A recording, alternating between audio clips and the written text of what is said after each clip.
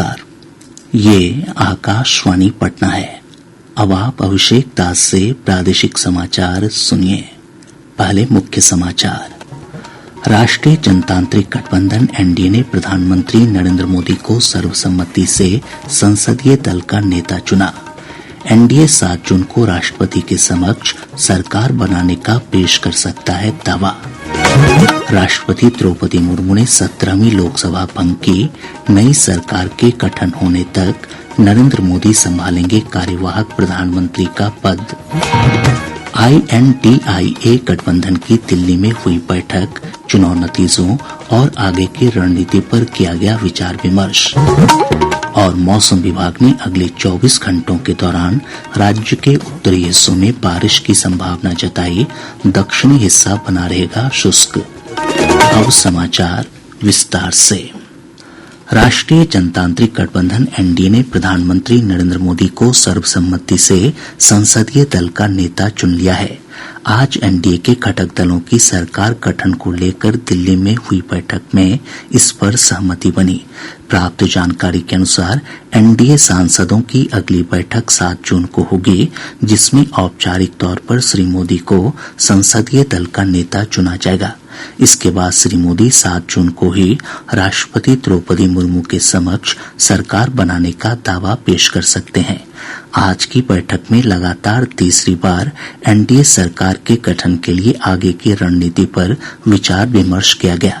बैठक में जदयू के राष्ट्रीय अध्यक्ष नीतीश कुमार, लोक जनशक्ति पार्टी रामविलास के अध्यक्ष चिराग पासवान, हिंदुस्तानी आवाम मोर्चा के संरक्षक जीतन राम मांझी और तेलुगु देशम पार्टी के प्रमुख एन चंद्रबाबू नायडू समेत एनडीए के 16 घटक दलों के 21 नेता शामिल हुए। प्राप्त जानकारी के अनुसार कई घटक दलों ने अपना समर्थन पत्र प्रधानमंत्री को सौंप दिया है। भाजपा अध्यक्ष जेपी नड्डा, पार्टी के वरिष्ठ नेता राजनाथ सिंह और अमित शाह को सहयोगी दलों के साथ नई सरकार के स्वरूप पर चर्चा की जिम्मेदारी दी गई है। जदयू ने कहा है कि पार्टी नरेंद्र मोदी के नेतृत्व वाले एनडीए का पूरा समर्थन करती है। पार्टी प्रवक्ता केसी त्यागी ने कहा कि उनकी पार्टी ने जिस कारण से विपक्षी गठबंधन छोड़ा था वह अब भी बना हुआ है और उसके साथ वापस जाने का कोई सवाल पैदा नहीं होता है। उन्होंने कहा कि उनकी पार्टी बिहार के लिए विशेष राज्य का दर्जा चाहती है। राष्ट्रपति द्रौपदी मुर्मू ने 17वीं लोकसभा भंग कर दी है।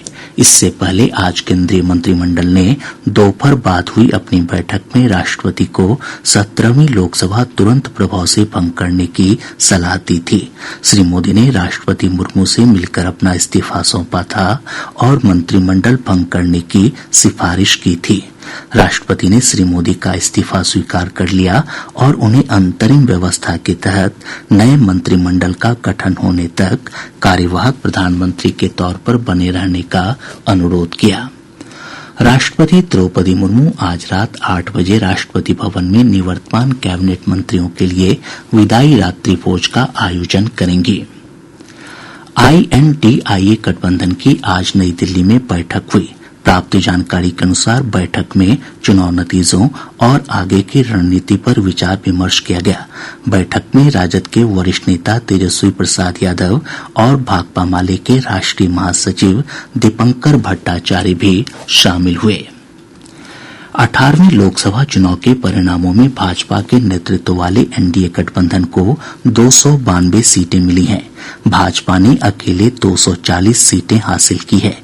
तेलुगु देशम पार्टी को 16 और जदयू को 12 सीटें मिली हैं। इंडी गठबंधन ने 233 सीटें जीती हैं। अन्य के खाते में 18 सीटें गई हैं। कांग्रेस को 99 सीटें मिली हैं। समाजवादी पार्टी ने 37 सीटें जीती हैं, जबकि तृणमूल कांग्रेस ने 29 और डीएमके ने 22 सीटों पर विजय हासिल की है। बिहार में लोकसभा की सभी 40 सीटों के परिणामों में भाजपा और जदयू को 12-12 सीटें मिली हैं।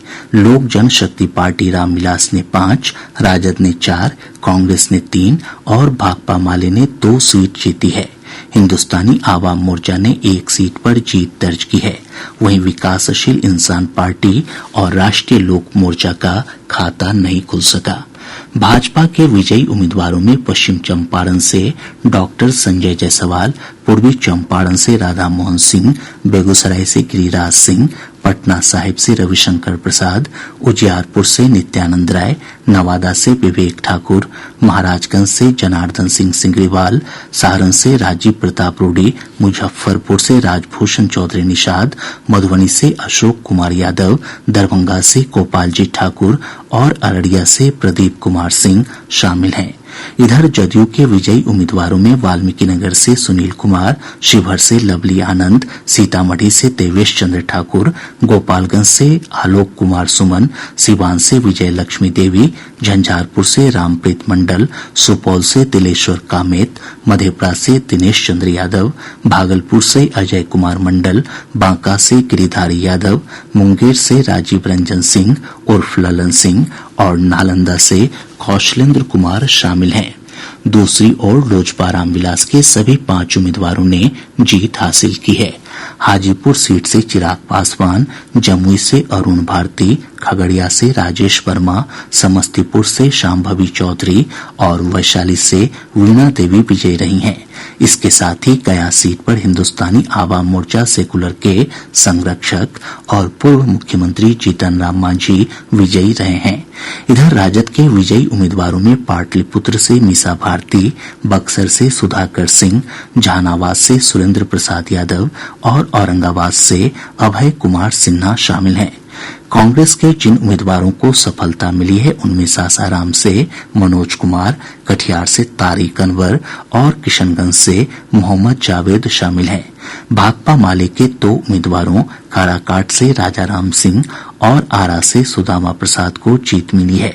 वहीं एकमात्र निर्दलीय उम्मीदवार राजेश रंजन उर्फ पप्पू यादव ने पूर्णिया सीट पर जीत हासिल की है। प्रदेश कांग्रेस अध्यक्ष अखिलेश प्रसाद सिंह ने कहा है कि बिहार में कांग्रेस के प्रदर्शन की समीक्षा की जाएगी। आज पटना में संवाददाताओं से बातचीत में उन्होंने कहा कि पार्टी को कमजोर करने वाले लोगों को निष्कासित किया जाएगा। उन्होंने कहा कि चुनाव के दौरान कुछ लोगों ने कांग्रेस में रहकर विरोधियों की मदद की। ऐसे लोगों की पार्टी जांच करवा रही है। प्रादेशिक समाचार आप आकाशवाणी पटना से सुन रहे हैं। राज्य के उत्तरी और पूर्वी हिस्सों में पिछले 24 घंटों के दौरान कई स्थानों पर हल्की से मध्यम बारिश हुई है। मौसम विभाग से प्राप्त जानकारी के अनुसार वाल्मीकिनगर में सबसे अधिक 26.2 मिलीमीटर बारिश रिकॉर्ड की गई। इधर आज दोपहर बाद सुपौल, दरभंगा, अररिया, सीतामढ़ी और मधुबनी जिले के कुछ हिस्सों में तेज हवा के साथ बारिश हुई। मौसम विज्ञान केंद्र पटना के वैज्ञानिक एसके पटेल ने बताया कि अगले 24 घंटों के दौरान राज्य के उत्तरी हिस्सों में बारिश हो सकती है। वहीं राज्य के दक्षिणी हिस्सों में मौसम शुष्क बना रहेगा। साथ ही अधिकतम तापमान में 1 से 3 डिग्री सेल्सियस की वृद्धि हो सकती है। तराई एवं पूर्वी भाग के 1-2 जगहों पर मेघ गर्जन के साथ हल्की वर्षा का पूर्वानुमान है। शेष भाग में बादल बनेंगे। कहीं कहीं पर दोपहर के बाद मेघ गर्जन के साथ धूल भरी आंधी आ सकती है, लेकिन ज्यादातर हिस्से शुष्क ही रहेंगे। दक्षिण बिहार में उत्तर पश्चिमी शुष्क हवा चलने का पूर्वानुमान है। इधर पिछले 24 घंटों के दौरान 43.8 डिग्री सेल्सियस अधिकतम तापमान के साथ डिहरी प्रदेश का सबसे गर्म स्थान रहा। राजधानी पटना का अधिकतम तापमान 38.2 डिग्री सेल्सियस रिकॉर्ड किया गया। देश में वर्ष 2023-24 में कुल खाद्यान्न उत्पादन 3,288 लाख टन से अधिक होने का अनुमान है। कृषि मंत्रालय द्वारा जारी प्रमुख कृषि फसलों के तीसरे अग्रिम अनुमान के अनुसार चावल का कुल उत्पादन 1,367 लाख टन हो सकता है।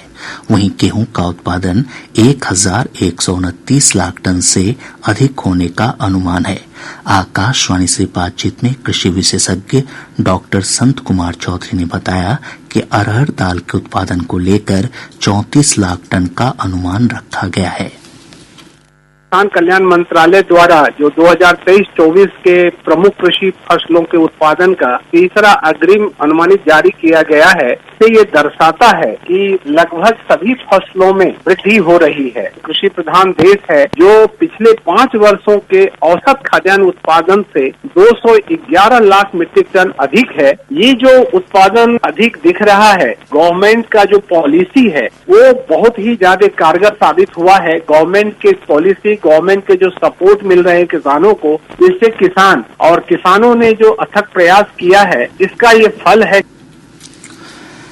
आज विश्व पर्यावरण दिवस है। यह दिन पर्यावरण के प्रति जागरूकता बढ़ाने को लेकर मनाया जाता है। प्रधानमंत्री नरेंद्र मोदी ने इस अवसर पर नई दिल्ली में एक पेड़ मां के नाम अभियान की शुरुआत की। इसके अंतर्गत श्री मोदी ने बुद्धा जयंती पार्क में पौधारोपण किया।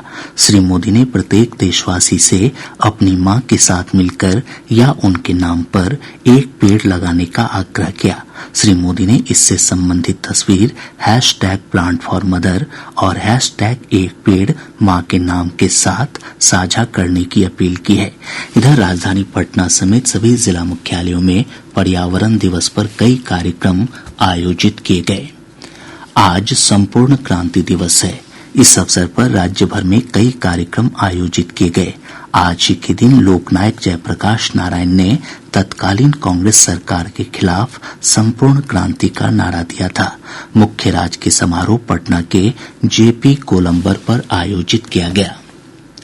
समस्तीपुर शहर के भोला टॉकीज रेल गुमटी के पास टूटी पटरी देख लाल गमछा दिखाकर बाग एक्सप्रेस को दुर्घटनाग्रस्त होने से बचाने वाले 13 वर्षीय बालक मोहम्मद शाहबाज को रेलवे ने सम्मानित किया है।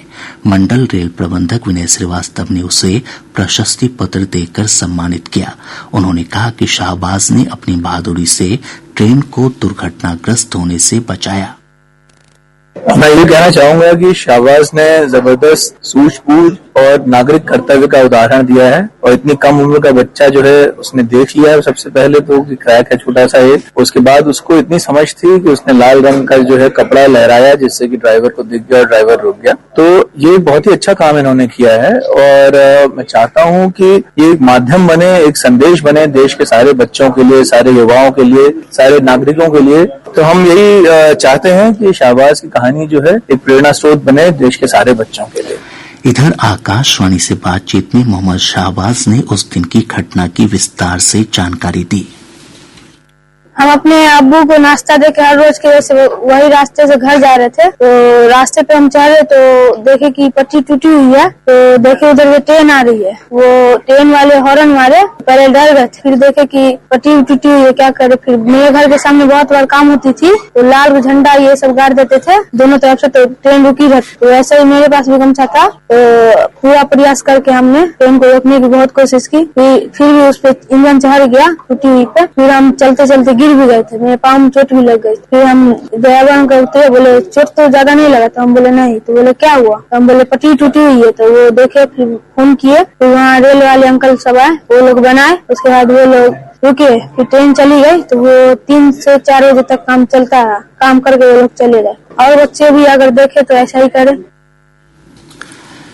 और अब अंत में मुख्य समाचार एक बार फिर। राष्ट्रीय जनतांत्रिक गठबंधन एनडीए ने प्रधानमंत्री नरेंद्र मोदी को सर्वसम्मति से संसदीय दल का नेता चुना। एनडीए 7 जून को राष्ट्रपति के समक्ष सरकार बनाने का पेश कर सकता है दावा। राष्ट्रपति द्रौपदी मुर्मू ने 17वीं लोकसभा भंग की। नई सरकार के गठन होने तक नरेंद्र मोदी संभालेंगे कार्यवाहक प्रधानमंत्री का पद। INDIA गठबंधन की दिल्ली में हुई बैठक, चुनाव नतीजों और आगे की रणनीति पर किया गया विचार विमर्श। और मौसम विभाग ने अगले 24 घंटों के दौरान राज्य के उत्तरी हिस्सों में बारिश की संभावना जताई, दक्षिणी हिस्सा बना रहेगा शुष्क। इसके साथ ही आकाशवाणी पटना से प्रसारित प्रादेशिक समाचार का ये अंक समाप्त हुआ।